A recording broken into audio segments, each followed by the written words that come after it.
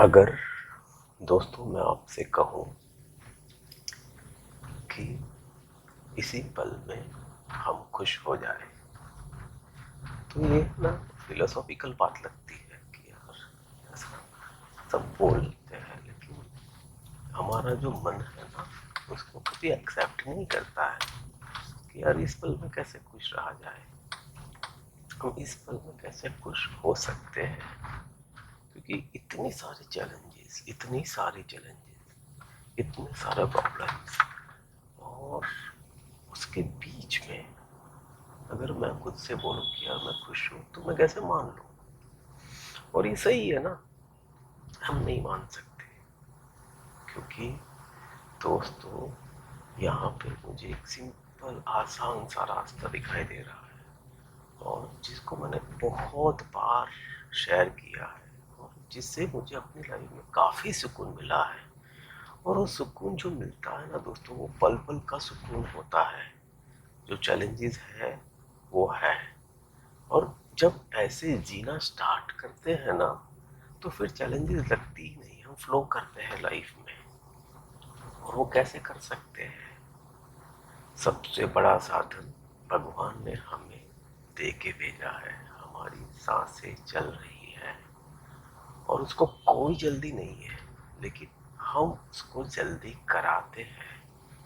तो एक बहुत छोटा सा काम जिसको करना है, और वो क्या है जिससे हम इस पल में खुशी को ढूंढ सकते हैं, वो काम है कॉन्शियस ब्रीथिंग। बार बार अपनी सांसों को देखो। जो भी कंडीशन है लाइफ में, जो भी चैलेंजेस है वो है, लेकिन अभी तो नहीं है, बाद में है। तो अभी क्या है? अभी हमारे पास ये पल है, ये हमारी सांसें हैं। और सांसों का सबसे बड़ा काम ये है, या उसकी सबसे बड़ी क्वालिटी ये है कि वो हमें हमेशा वर्तमान में रखती है। और वर्तमान में हमें सिर्फ यही पल को जीना होता है। तो जो भी सोच चल रही है उसको थोड़ी देर के लिए साइड कर दो और अपनी सांसों के ऊपर ध्यान दो, कैसी वो चल रही है। और इसकी एक आदत बना लो, बार बार उसको देखो कैसी चल रही है। शांत है, जल्दी जल्दी चल रही है, उथली चल रही है, कहाँ से चल रही है। बस यही क्वेश्चन करो और बार बार अपनी सांसों के ऊपर आओ। और दोस्तों सांसों के ऊपर आने से होता क्या है पता है? हमारा रेजिस्टेंस चीजों के लिए जो होता है ना वो बहुत बहुत कम हो जाता है।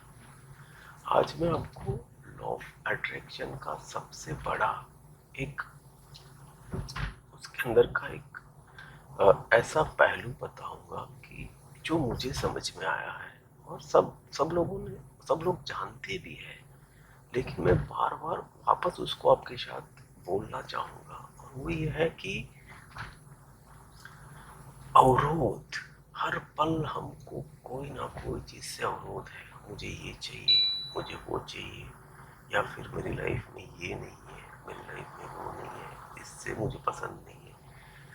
ऐसी ऐसी इतनी सारी चीजें हैं कि कभी भी हमको ऐसा नहीं लगता कि ये पल में जितना भी है सब कुछ पर्याप्त है। और ये कोई फिलोसॉफिकल बात नहीं है, आप समझो तो सही कि अगर मेरी सांसें चल रही है अभी, अच्छा मैं मतलब जो भी मेरे सामने है मैं उसको अच्छे से देख सकता हूँ, तो आनंद से भरना कोई मुश्किल टास्क नहीं है। और अगर हम कॉन्शियस ब्रीथ बार बार करते हैं ना तो ये अवस्था अपने आप होती है। कब आपकी फ्रीक्वेंसी चेंज हो जाएगी, कैसे अवरोध दूर हो जाएंगे हमको पता भी नहीं है। और जब हम ऐसी स्टेट में होते हैं जो कि बहुत फ्लो वाला स्टेट होता है, तब जाके आपको जो मांगना है मांग लो।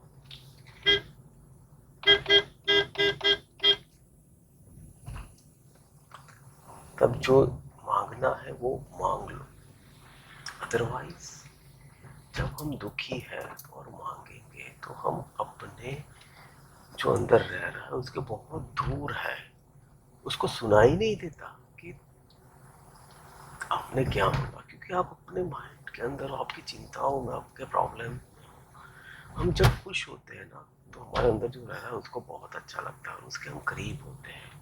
और जब उसके करीब होते हैं और उसके करीब होने के बाद हम उसको कुछ बोलते हैं ना कि यार मेरे को ये चाहिए, तो तुरंत ला के दे देता है।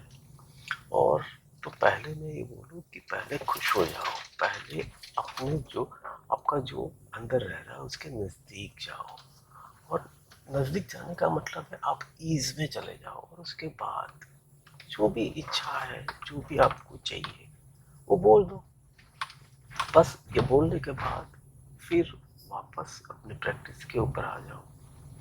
बस ये छोटा सा काम करना है कि पहले इस पल में सांसों के थ्रू बहुत बहुत ज्यादा खुश हो जाओ, और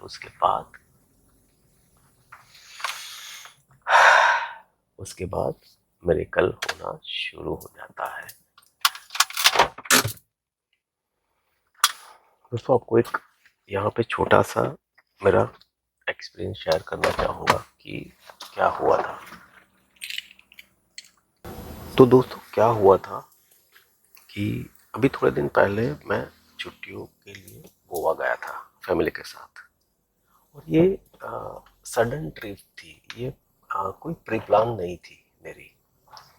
तो मैंने मतलब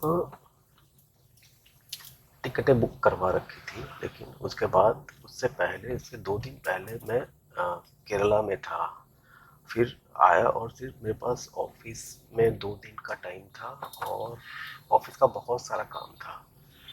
तो गोवा के लिए मैंने कोई रिसोर्ट ऐसा कुछ भी बुक ही नहीं करवाया था। और हुआ क्या कि जिस दिन की मतलब मेरी ट्रेन थी 7 बजे की मेरी ट्रेन थी शाम के। और उस दिन तक मैंने अपना रिसोर्ट या कहाँ पे, मतलब गोवा में बहुत सारे डेस्टिनेशन है, कहाँ पे जाना, नॉर्थ गोवा जाना, साउथ गोवा जाना, कहाँ पे जाना, गोवा से पहले भी बहुत अच्छी अच्छी जगह वहाँ पे जाऊँ या कुछ भी, मतलब डिसाइड नहीं था। तो उस दिन सुबह जब मैं उठा ना, तो मैंने मतलब ब्रीथ कर रहा था, और ऐसे ही इंटेंसली सोच लिया कि भगवान, तू मेरी ये छुट्टी कमाल की रखना, मैं बहुत एंजॉय करूँ, मेरी फैमिली मेरे साथ बहुत एंजॉय करे, हम लोग बहुत ज़्यादा एंजॉय करें, ये बहुत ही कमाल की ट्रिप हो, बहुत अच्छी जगह पे हम रुके। ऐसा सोच के फिर मैंने उसको बोल दिया कि तेरे को ये सब करना है। फिर मैं भूल गया, फिर वापस ऑफिस गया और ऑफिस के काम में ही लग गया था। और आप बिलीव नहीं करोगे कि 4 बजे तक, शाम का 7 बजे का मेरा ट्रेन है, 4 बजे तक मेरा कोई रिसोर्ट बुक नहीं था।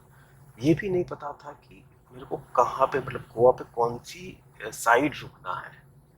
लेकिन मेरे दिमाग में एक चीज़ क्लियर थी कि मेरे को एक पीसफुल जगह पे जाना है, और जहाँ पे क्राउड कम हो, और जहाँ पे बहुत, मतलब मेरे बेटे को और वाइफ को भी एंजॉयमेंट हो। तो कुछ भी बुक नहीं था। लेकिन फिर 2-2:30 बजे से मैंने सर्च करना शुरू किया कि कहाँ पे रुकूँ। 1-1.5 घंटा मशक्क़त के बाद कुछ भी फाइनल नहीं हो पा रहा था, और जिसको भी कॉल करूं सब लोग ऐसा बोले कि फुल है, मतलब ऑक्यूपाई है, क्योंकि होली की छुट्टी और वो सब आ रहा था, सैटरडे संडे भी आ रहा था। तो सब जगह पे ऐसा ही हो रहा था। फिर फ्रस्ट्रेट तो हुआ उस टाइम पे मैं भी, मतलब फ्रस्ट्रेशन तो सबको होता है, देखो तो जो प्रैक्टिकल है वो है।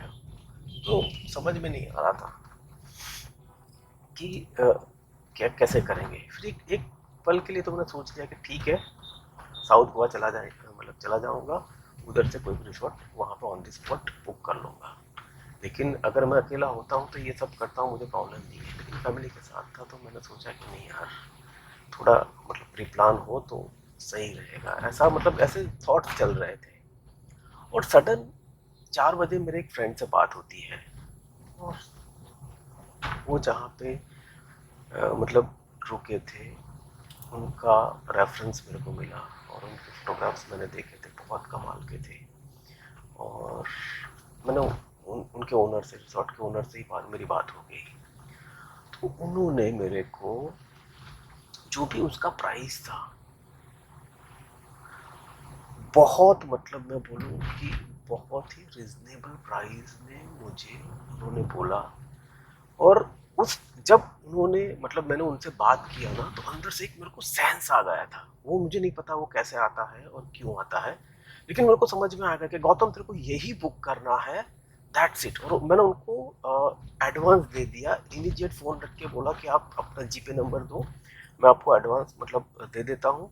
और वो पल के बाद मैं इतना इत्मीनान में था, मुझे पता था कि वो कमाल की जगह है, सब कुछ सही है।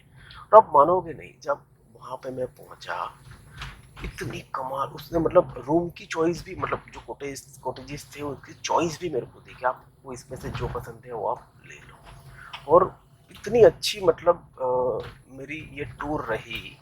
तो यहाँ मैं ये शेयर करना चाह रहा हूँ कि जब आप अच्छे स्टेट में होते हो और अपने भगवान को या यूनिवर्स को बोल देते हो कि यार मेरे को ये चाहिए, आप जो भी है वो आप मैनेज कर लेना, उसके बाद फिर आप भले ही अपने काम में लग जाओ, लेकिन उसको याद रहता है और आपको समझ में भी आ जाता है कि आपको हाँ यही चीज के लिए आपने उसको बोला था और यही चीज उसने। क्योंकि मैंने बहुत 1 घंटे पहले इतने सारे मतलब वो सर्च किए, वहां पे बात किया था, लेकिन कहीं पे भी मेरा क्लिक नहीं हो रहा था।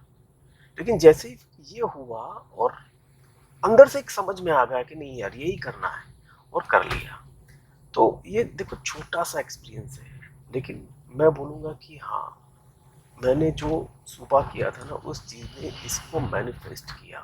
तो जब छोटी छोटी ऐसी अपनी इसको अपन लॉ ऑफ अट्रैक्शन बोलते हैं ना, तो जब भी लॉ ऑफ अट्रैक्शन हमारी लाइफ में हम जो सोचते हैं वो हमको देता है ना, तो उसको एक्नॉलेज करना है हमको, मतलब उसको अप्रिशिएट करना है। तो ये बार बार होगा।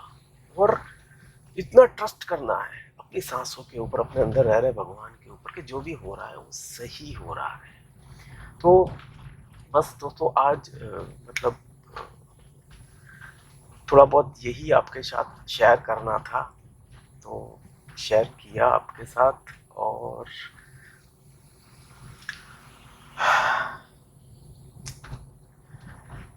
आप सबका दिन शुभ रहे और love you all. Thank you so much, thank you so much, bye bye.